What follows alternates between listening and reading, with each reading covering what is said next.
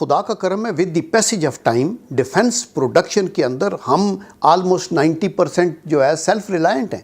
और सेकेंडली हमने ऑप्शंस खोली हैं चाइना के साथ। जब हमने ये देखा कि सीटो और सेंटो का मेंबर होने के बावजूद जब भी मौका आया तो अमेरिका ने हमें डिच किया है, तो हमने अपनी ऑप्शंस ओपन किए और अभी भी हम रशिया के साथ भी गुफ्तगू कर रहे हैं। अगर हमें किसी चीज़ में रुकावट है, हमें कोई प्रॉब्लम आ रही है, हमें हमारा हक नहीं मिल रहा, तो फिर हम सड़कों पे आएंगे या हम कोई एहतजाज करेंगे।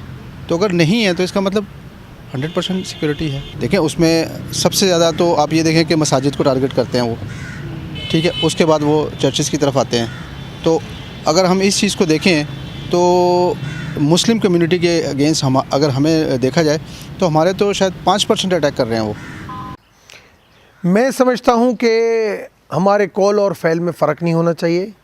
हमारे जितने भी पॉलिटिकल लीडरान हैं, सारी पॉलिटिकल पार्टीज़ सारी इंटरनेशनल दुनिया को दिखाने के लिए तो दिवाली, होली, ये वो हर प्रोग्राम में चली जाती है, मगर कम से कम उनको प्रैक्टिकली काम करना पड़ेगा।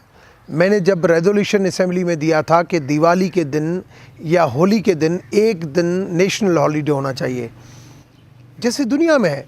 दुनिया में ईद का भी एक ही दिन छुट्टी है, इंडिया के अंदर ईद की भी छुट्टी है, 10 मुहर्रम की भी छुट्टी है, दिवाली की भी छुट्टी है, होली की छुट्टी है। वो नहीं है इंडिया में कि दिवाली की है और मुहर्रम की नहीं है। हम डर जाते हैं। फोर्स्ड कन्वर्जन के केसेस इतने होते रहे। नेशनल असेंबली में तो उसके ऊपर लेजिस्लेशन नहीं हुई। हिंदू मैरिज एक्ट बिल मुझे किस तरीके से मैंने पास कराया, उसमें भी जो फोर्स्ड कन्वर्जन की जो क्लास थी वो काट दी गई। मगर सिंध ने जब किया यूनानिमसली पास, तो भी इन्हीं रिलीजियस पॉलिटिकल तंजीमों के प्रेशर के ऊपर वो यूनानिमसली पास बिल जो है चंद लोगों के कहने के ऊपर वापस लिया गया। आज जो असेंबली में जो लोग बैठे हुए हैं वो पार्टियों के नुमाइंदे, नॉन मुस्लिम कम्युनिटी के नुमाइंदे नहीं है।